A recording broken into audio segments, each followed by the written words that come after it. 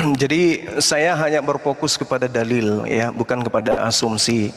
Yang pertama, saudara, Esra Soru mengatakan bagi Kristen Nabi itu bisa disebut Tuhan. Ini sudah menyalahi dalil. Karena Nabi yang dimaksud di situ tidak sama seperti Tuhan, tapi Nabi yang disebut di situ sama seperti Nabi. Catat itu, Bung. Kemudian ketika Anda mengatakan tidak sama dengan Kristen, kenapa? Karena Yesus itu memang Tuhan bagi kalian. Kolose 2 nomor 9, Filipi 2 6 sampai 8. Yesus itu Tuhan, bukan Nabi itu. Yesus itu Tuhan bagi Kristen. Nabi hanya dianggap sebagai ya gelar saja. Lalu kemudian ketika saudara mengatakan bahwa tidak harus sama, ya memang harus Anda mempertahankan itu. Kenapa? Karena Yesus tidak sama seperti Musa. Memang harus Anda pertahankan itu, saudara Esra. Nah, sekarang kita lihat Nabi yang sama seperti Musa. Nabi Musa alaihissalam dan juga Nabi Muhammad berjuang menundukkan kemudian segala kekuatan-kekuatan yang menghalangi misi mereka. Dua-duanya sama dalam hal ini. Mau dengan mujizat apapun, ya itu intinya mereka berdua menundukkan semua musuh-musuh yang ada di depan mereka. Sama. Yesus gimana? Tak bisa. Sebelum kemudian Nabi Musa dilahirkan dan juga Nabi Muhammad SAW dilahirkan, kaumnya dua-duanya penyembah berhala. Yesus gimana? Gimana dengan kaumnya? Apakah nyembah berhala? Tidak. Yesus gugur lagi di situ. Kemudian Nabi Musa alaihissalam, juga Nabi Musa alaihissalam, Nabi Muhammad SAW mengalahkan musuh-musuhnya. Mereka menjadi pemenang. Mereka ikut berperang di tengah-tengah prajuritnya, di tengah-tengah umatnya. Yesus tak ada di situ, Bung. Yesus tak bisa. Jadi wajar ketika Anda membantah firman Tuhan. Firman Tuhan yang mengatakan, "Kamaukah sama seperti engkau Nabi Musa?" Tapi saudara Esra mengatakan tidak sama. Harus berbeda. Pikirkan itu. Anda harus berjuang, harus tidak sama. Kenapa? Karena memang Nabi Musa dan Yesus itu tidak sama. Kemudian Nabi Musa alaihissalam dan juga kemudian baginda Rasul Muhammad sallallahu alaihi wasallam, Nabi Musa menyelamatkan umatnya dari kekejaman Fir'aun dan bangsa Mesir, serta melakukan kemudian hijrah dari Mesir ke negeri lain, yaitu Madian, atau menghindari serangan-serangan Fir'aun. Nah, Nabi Muhammad SAW juga membebaskan kaumnya dari penganiayaan kaum Quraisy. Umatnya dibebaskan dari penganiayaan kaum Quraisy, melakukan hijrah dari Mekah ke Madinah. Yesus ada, Yesus melakukan itu. Jadi dari aspek mana dia mau sama? Nggak akan pernah bisa. Makanya saudara saya, saudara Esra bertahan, harus tidak sama, menyalahi firman Tuhan. Lalu kemudian Nabi Musa alaihissalam dan pengikutnya diutus oleh Nabi Musa untuk kemudian mengirimkan kekuatan merebut Palestina dan Syria. Baginda Rasulullah Muhammad SAW, alhamdulillah, juga memerintahkan kemudian pengikutnya untuk membebaskan tanah Palestina.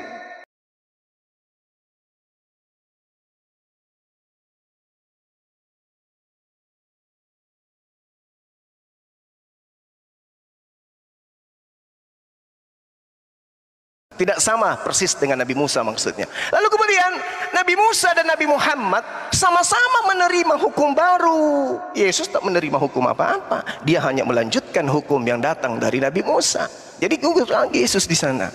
Kemudian Nabi Musa alaihissalam dan juga Nabi Muhammad SAW diterima sebagai pemimpin oleh umatnya secara turun-temurun. Nabi Musa sampai hari ini masih jadi pemimpin. Nabi Muhammad SAW sampai hari ini masih pemimpin. Yesus pemimpin di mana dia? Jadi banyak hal kesamaan yang mana syarat untuk duduk menjadi sama seperti Musa, ya wajib sama seperti Musa dari hal-hal seperti ini.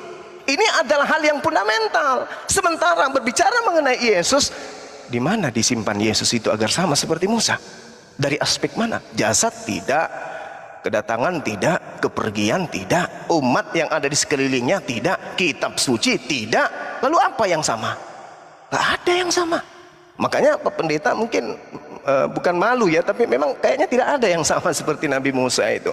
Ya, saya kira begitu ya, Saudara Pendeta Esra Soru, karena saudara membahas tentang Ulangan 18, tapi saya sedikit pun tidak bisa melihat ada kesamaan antara Yesus. Terakhir, Nabi Musa menerima tanda kenabian di Gunung Herop ya, di Tursina. Nabi Muhammad menerima juga di dalam gua Hira, sama seperti Nabi Musa. Oke. Demikian. Oke, baik. Terima kasih Pak Suma. Ini sesi di babak ini yang terakhir Pak Esra. Silakan Pak Esra, ini yang terakhir sebelum kita masuk babak kedua. Silakan. Oke, soal masalah Nabi dan Tuhan tadi. Tujuan saya menggunakan omongan itu bukan apa-apa. Karena sebenarnya kalau bicara Nabi, kan juga orang Kristen percaya Yesus juga Nabi masalahnya. Matius 21, 10, 11. Ya, orang-orang menyahut dia, inilah Nabi Yesus dari Nazaret di Galilea. Di Lukas 7 ayat 16. Semua orang ketakutan dan memuliakan Allah dan berkata, seorang nabi besar telah muncul di tengah-tengah kita. Yesus sendiri bilang, ya, seorang nabi dihormati di mana-mana kecuali di tempat asalnya sendiri dan di rumahnya. Dan konteksnya karena penolakan kepada dia. Jadi sebenarnya kecuali orang Kristen bilang Yesus adalah Tuhan dan bukan nabi, itu jadi soal. Tapi persoalannya adalah bahwa ada ayat-ayat dan kekristenan percaya bahwa Yesus juga nabi. Maka kalau bicara tentang nabi dalam Ulangan pasal 18 tetap relevan dengan Yesus karena dia nabi. Nah, berikut adalah tadi Suma mengatakan bahwa saya berusaha menolak kesamaan. Saudara semua dengar, apakah saya memang menolak kesamaan? No. Saya menerima kesamaan. Yang saya persoalkan adalah kesamaan dalam hal apa. Tadi saya bicara soal ilmu analogia, tapi kan dia tidak ngomong apa-apa tentang hal itu. Ya, apakah A seperti B itu berarti dalam segala hal? Itu berarti poin saya bukan saya menolak kesamaan, tapi saya menolak kesamaan dalam segala aspek. Itu berarti saya menerima kesamaan. Tapi kesamaan pada aspek-aspek tertentu. Dan aspek-aspek tertentu itulah yang harus dibuktikan dari dalam teks. Nah, pada saat Suma mengangkat segala macam kesamaan lagi apa segala macam tuh, itu ya kembali lagi diangkat sesuatu yang tadi saya katakan. Dasarnya apa mengangkat seluruh kesamaan itu? Ya. Nah, justru seperti saya bilang, kalau mau mengangkat segala kesamaan, maka kita bertanya, Musa membelah laut. Muhammad pernah belah laut atau tidak? Musa pernah bikin 10 tulah. Banyak mujizat. Muhammad pernah bikin 1 mujizat atau tidak? Atau sebanyak Musa atau tidak? Musa pernah bikin korban Paskah. Muhammad ya atau tidak? Dan saya bisa perpanjang segala macam daftar yang Musa bikin dan Muhammad tidak bikin. Makanya saya pertanyakan itu adalah dasar apa itu semua kesamaan? Ya. Nah, harus diingat lagi dalam konteks kitab Ulangan, ketika Musa berbicara seperti itu, nanti di ujungnya, ya, di ujungnya ketika Musa sudah mati, ya, lalu muncul teks Ulangan 34 ayat yang ke-10 sampai 12, seperti Musa yang dikenal Tuhan berhadapan muka. Tidak ada lagi nabi yang bangkit dari antara orang Israel. Dalam segala tanda dan mujizat yang dilakukan atas perintah Tuhan di tanah Mesir. Terhadap Firaun, terhadap semua pegawainya. Dan dalam hal segala perbuatan kekuasaan dan kedahsyatan besar yang dilakukan Musa di depan seluruh orang Israel. Ayat 10-nya berkatakan, seperti Musa, tidak ada yang dikenal di hadapan Tuhan. Tidak ada nabi yang bangkit. Dengan ciri apa? Dengan ciri mujizat. Jadi salah satu ciri justru saya membuktikan dari dalam teks bahwa salah satu kesamaan seperti Musa menurut Ulangan 34 ayat 10 itu adalah tanda-tanda dan mujizat. Maka pertanyaannya, Muhammad bikin mujizat apa? Ya. Lalu kalau kita juga melihat lagi bahwa tadi persoalannya adalah kalau itu Muhammad kan jadi aneh bahwa Nabi itu akan berasal dari saudara-saudaramu. Dan tadi saya kira ada penjelasan yang tidak selesai dari Suma. Itu adalah dia mulai lari ke Abraham, nanti lari ke Ismail, lalu turun bangsa Arab. Memangnya Ismail itu saudaranya Israel? Saudaranya Israel itu, Israel kalau dilihat secara pribadi itu Yakub. Saudaranya Esau, Bani Edom. Kalau Ismail itu terlalu ke atas. Nah, itu namanya exegesis dari orang yang tidak mengerti hermeneutika Alkitab sehingga dipaksakan seperti itu. Ya. Lalu kalau kita bisa melihat juga bahwa Nabi itu, kalau dikatakan tentang Nabi itu dia berbicara demi nama Yahweh. Di situ kata Tuhan besar itu YHWH, Yod-He-Waw-He, Yahweh Allah Israel. Tuhannya orang Israel.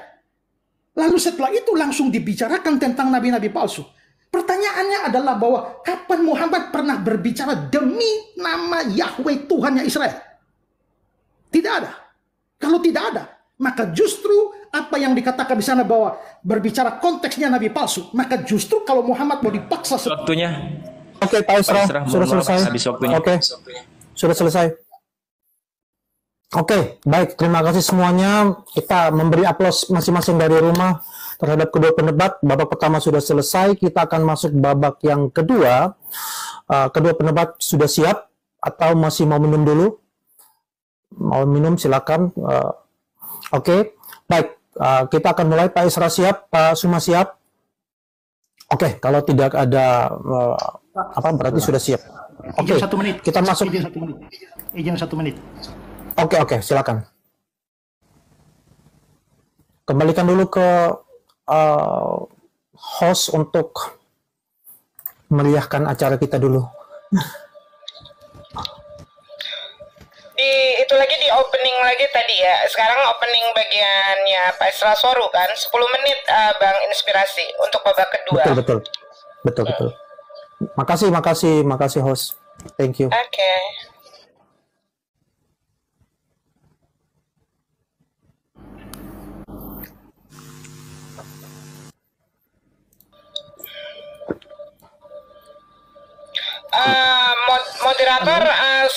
Moderator sebentar. Saya izin waktu nanti untuk diperpanjang di waktu TikTokan aja, Bang. Oke. Oke. Gimana? Silakan dilanjut. Oke.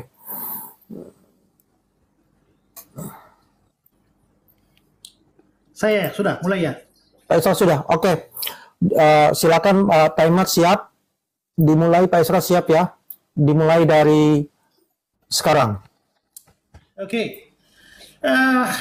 Kita melihat ke dalam teks itu, Ulangan 18:15. Seorang nabi dari tengah-tengahmu, dari antara saudara-saudaramu. Dan ayat 18. Dari antara saudara mereka. Maka identitas nabi ini penting, yaitu dia berasal dari tengah-tengah saudara-saudaramu. Nah, pertanyaannya adalah apa yang dimaksudkan dengan dari tengah-tengahmu, dari saudara-saudaramu? Nah, di sini konteks itu harus menentukan. Nah, saya kira mungkin Sumani tidak terbiasa belajar Alkitab dengan konteks, hanya cuma comot-comot ayat aja. Ini di dalam pasal 18 kitab Ulangan. Ayat 15 ya. Maka kita harus mulai lihat dari ayat 1. Ya. Nah, dikatakan imam-imam orang Lewi dan seluruh suku Lewi janganlah mendapat bagian dalam pusaka mereka bersama-sama orang Israel. Lalu ayat 2, janganlah ia, itu berarti suku Lewi. Di tengah-tengah saudara-saudaranya yaitu suku Israel yang lain.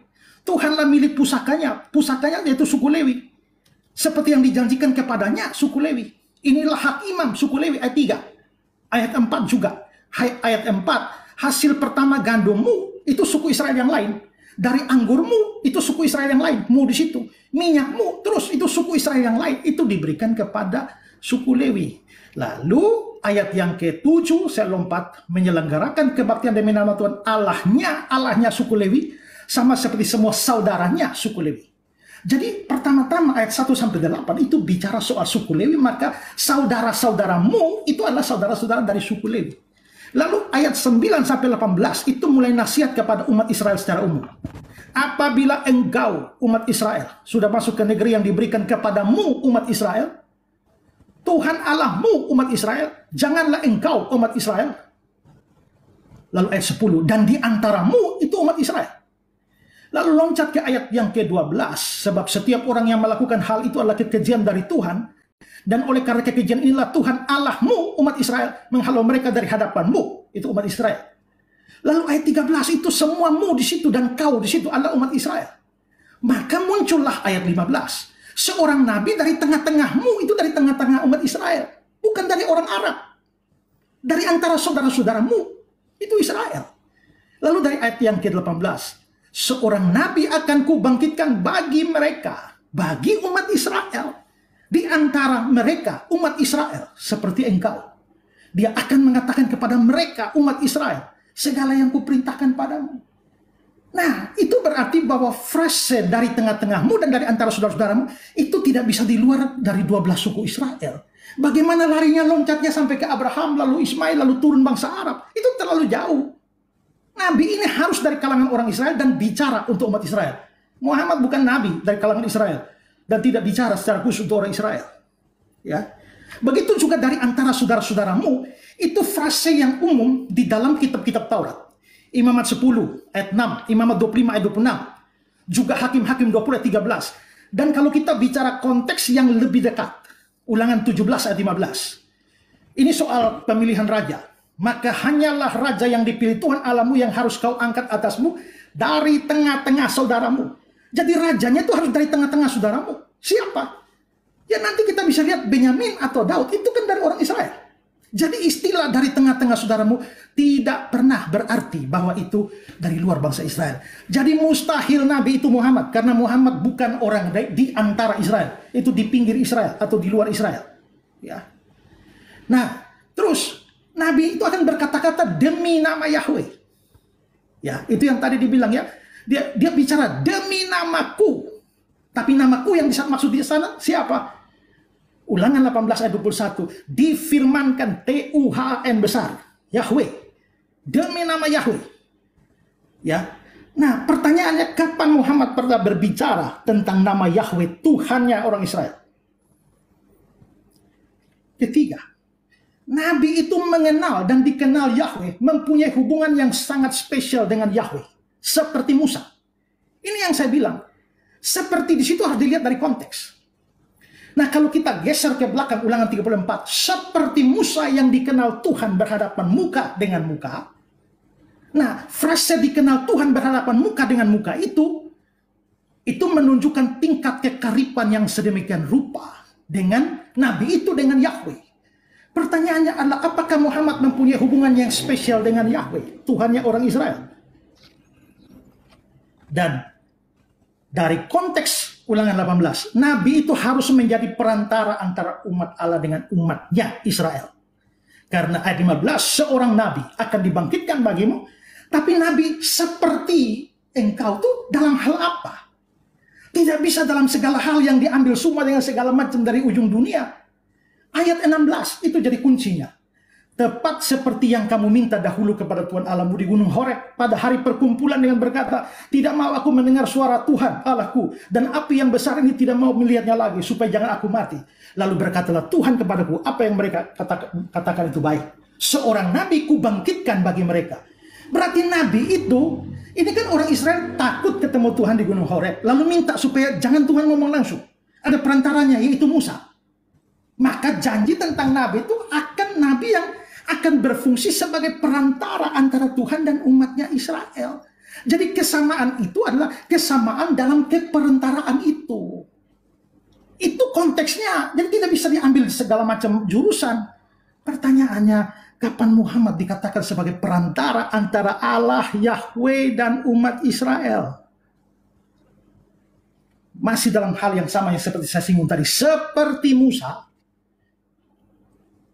Lalu ayat 11-nya, dalam segala hal tanda dan mujizat yang dilakukan. Maka pertanyaannya, kapan Muhammad pernah bikin mujizat? Dan kalau dia pernah bikin mujizat, apakah mujizat itu di depan orang Israel? Dan apakah mujizat itu sebanyak yang dilakukan Musa? Maka kesimpulan itu saya itu adalah bahwa pasti bukan Muhammad yang dijanjikan di sana. Muhammad tidak memenuhi persyaratan sebagai nabi istimewa itu. Karena itu penafsiran yang mengatakan bahwa Musa menubuatkan datangnya Muhammad itu penafsiran yang sifatnya eisegesis. Eisegesis itu adalah memasukkan konsep ke dalam teks, padahal teks tidak mengatakan itu. Itu menunjukkan kebutaan dalam hermeneutik Alkitab. Saya percaya, Nabi itu adalah Yesus. Karena apa? Seperti saya tunjukkan tadi, ayat-ayat itu sudah menunjukkan bahwa Yesus memang adalah Nabi. Jadi bahwa orang Kristen percaya dia Tuhan, kita tidak punya kendala dengan dia adalah Nabi. Karena memang dia juga adalah Nabi. Dan Yesus memenuhi ciri dari Nabi itu. Karena apa? Cirinya dia berasal dari kalangan Israel. Dan Ibrani 7 ayat 14 itu mengatakan Tuhan kita berasal dari suku Yehuda. Di Wahyu 5 ayat 5 dikatakan dia singa dari suku Yehuda. Berarti dia ada dari tengah-tengah Israel. Dalam poin ini saja Yesus masuk dari kalangan Israel. Muhammad lewat, keluar. Yesus berbicara atas nama Yahweh, Tuhannya orang Israel. Aku menaruh firmanku dalam mulutnya. Dia akan mengatakan kepada mereka segala yang kuperintahkan kepadanya. Dan bukankah Yesus juga mengatakan bahwa Yohanes 12 ayat 49, Bapa yang mengutus aku, dialah yang memerintahkan aku untuk mengatakan apa yang harus aku katakan dan aku sampaikan. Yohanes 3:32, dia memberi kesaksian tentang apa yang dilihatnya dan yang didengarnya. Yohanes 5 ayat 30, aku tidak menuruti kehendakku sendiri, melainkan kehendak dia yang mengutus aku. Yohanes 8 ayat 26, apa yang ku dengar daripadanya itu yang ku katakan. Jadi betul-betul persis seperti nubuat Nabi di Ulangan 18 itu. Berikutnya, Yesus punya hubungan spesial dengan Yahweh. Seperti Bapa mengenal aku mengenal Bapa. Yohanes 10 ayat 15. Aku dan Bapa satu. Yohanes 10 ayat 30. Tidak seorang pun mengenal anak selain Bapa. Dan tidak seorang pun mengenal Bapa selain anak. Yohanes 11 ayat yang ke-27. Dan Yesus memang menjadi perantara umat. Tidak ada seorang pun yang dapat datang kepada Bapa kalau tidak melalui aku. Seperti Musa diminta untuk menjadi perantara antara umatnya dengan Allah. Sesuai konteks Ulangan 18 ayat 16. Musa jadi perantara. Seperti Musa itulah dalam hal keperantaraan. Yesus menjadi perantara. Yohanes 14 ayat 6. Tidak seorang pun dapat datang kepada Bapa kalau tidak melalui aku. 1 Petrus 3 ayat 18. Supaya dia membawa kita kepada Allah.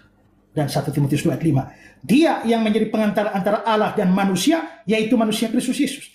Maka tugas perantaraan ini dilakukan oleh Yesus. Tidak ada yang bisa datang kepada Allah tanpa lewat Yesus. Makanya saudara semua, saya tidak peduli bagaimanapun juga, tapi saudara orang berdosa, saya orang berdosa, kita semua layak masuk neraka. Tanpa keperantaraan Yesus, semua akan pergi ke neraka. Karena itu, saudara mungkin tidak mau percaya, tapi saya tetap meminta percayalah kepada Yesus supaya selamat. Kalau tidak, saudara nggak selamat. Berikut, Nabi itu membuat banyak mujizat dan Yesus ternyata membuat begitu banyak mujizat. Yohanes 6 ayat 14 itu ya. Kalau kita lihat, begitu melihat mujizat, orang langsung percaya dia Nabi akan datang. Yohanes 6 ayat 14. Ketika orang-orang itu melihat mujizat yang telah diadakannya, mereka berkata, dia ini adalah benar-benar Nabi yang akan datang ke dalam dunia. Jadi kita bisa lihat, Nabi yang akan datang ke dalam dunia itu seperti yang dimaksudkan dengan Nabi yang dijanjikan oleh Oke, Pak Esra. Pak Esra, saya Waktu sudah selesai. Lanjut. Pak Esra. Ya, makasih timer. Oke.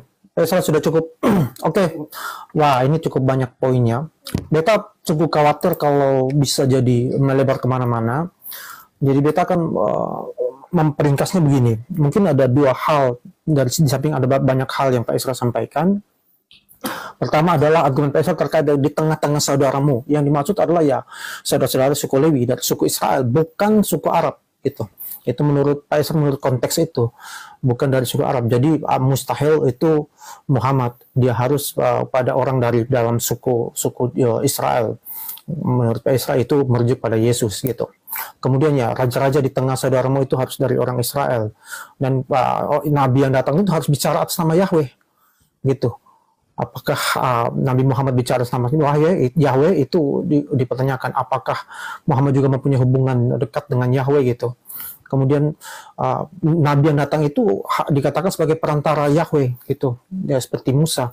Nah, Yesus katanya demikian. Apakah Muhammad demikian? Itu juga dipertanyakan. Nah, kemudian Pak Esra juga mengatakan Nabi yang datang itu harus membuat mujizat gitu. Musa membuat banyak mujizat, Yesus membuat banyak mujizat, dan menurut konteksnya Pak Esra, mujizat itu ya harus dilakukan di tengah-tengah orang Israel. Nah, ini pertanyaannya juga menjadi apakah Muhammad melakukan mujizat juga? Apakah sebanyak yang Musa maupun Yesus sampaikan di tengah-tengah orang Israel juga? Nah, ini yang perlu ditanggapi oleh Pak Suma. Kita kasih poinnya begini. Yang pertama ya Pak Suma juga membuat kesamaan-kesamaan tertentu. Kemudian sekarang Pak Esra juga membuat kesamaan-kesamaan tertentu. Nah, ini yang harus ditanggapi Pak Suma adalah apakah kesamaan-kesamaan ini suatu yang relevan, suatu yang kontekstual dengan ayat tersebut, atau tidak? Atau kalau tidak, itu kenapa? Kalau itu merujuk pada Muhammad, kenapa juga demikian? Kalau menolak poin-poinnya PSA juga, itu juga kenapa demikian? Itu perlu dielaborasi. Jangan bicara hal lainnya. Mohon beta mungkin di babak kedua harus lebih ketat lagi. Jadi on point, harus sesuai dengan poin-poinnya. Baik, Pak Suma, kalau sudah siap 5 menit, sudah siap ya Pak Suma ya? Oh, maaf Pak Suma. Sebelumnya saya mau tanya dulu Pak Suma, mungkin ada dari pernyataan pembukanya Pak Esra yang mungkin Pak Suma kurang paham baik itu terkait istilah atau apapun, supaya Pak Esra harus klarifikasi dulu. Nah, ini waktu tidak jalan. Moderator, yang saya lihat silakan, justru silakan. Pak Esra Soru ini yang tidak paham materi. Itu aja dari saya. Oh begitu saja. Iya, Oh ya. iya, beliau Saya yang pikir ada mau klarifikasi apa? Oke. Enggak. Oke. Pak Pendeta Esra ini yang enggak paham ya. Jadi gini. Oke, baik. Oke, kalau- 5 menit dimulai dari sekarang. Ya, jadi gini, Saudara Esra, Anda itu terlalu muluk-muluk menyampaikan tentang Yesus. Tapi endingnya Yesus itu Tuhan, Musa bukan Tuhan. Yesus tidak diterima oleh Bani Israel, Musa diterima. Yesus mau kemana dia pergi? Nabi ini untuk Bani Israel. Rasulullah Muhammad sallallahu alaihi wasallam diterangkan dalam Al-Quran, ya ahlal kitab, wahai Bani Israel, ahli kitab, bukan bahlul kitab, tapi ahli kitab. Qad ja'akum rasuluna yubayyinu lakum katsiran mimma kuntum tukhfuna minal kitabi wa ya'funa an katsir. Jadi Rasulullah Muhammad sallallahu alaihi wasallam diperintahkan oleh Tuhannya Abraham, Ishak dan Yakub datang untuk menyeru Bani Israel. Jadi yang dibihilla manita maridwanahu subulan salam. Baginda Rasulullah Muhammad SAW adalah satu-satunya jalan keselamatan bagi Bani Israel menuju kepada Tuhan yang datang kepada Nabi Ibrahim. Ingat Saudara Esra, orang-orang Yahudi, saudara-saudara kami Bani Ishak tidak pernah memanggil Tuhan mereka dengan panggilan Yahweh. Yahweh itu dewa, Bung. Itu yang Anda harus pelajari. Lalu kemudian tolong di-mute. Ya, tolong di-mute. Jadi ketika berbicara mengenai di tengah-tengah saudara-saudaramu, Bung, Yesus nggak bisa sampai ke sana, Bung. Kalau saudara yang Anda maksud di sini adalah Bani Israel, dalam hal ini Lewi atau dari Benyamin atau dari siapapun dari Bani Yakub, keliru ente, Bung. Kenapa? Yesus tak bisa manjat tembok. Kok bisa kayak gitu, Bang? Yes, karena di dalam Ulangan 34 nomor 10 diterangkan, seperti Musa yang dikenal Tuhan dengan berhadapan muka, tidak ada lagi nabi yang bangkit di antara orang Israel. Yesus nangis dong. Yesus tidak bisa, karena Tuhan sudah menuliskan kemudian menjadikan sebuah pernyataan yang sangat jelas dalam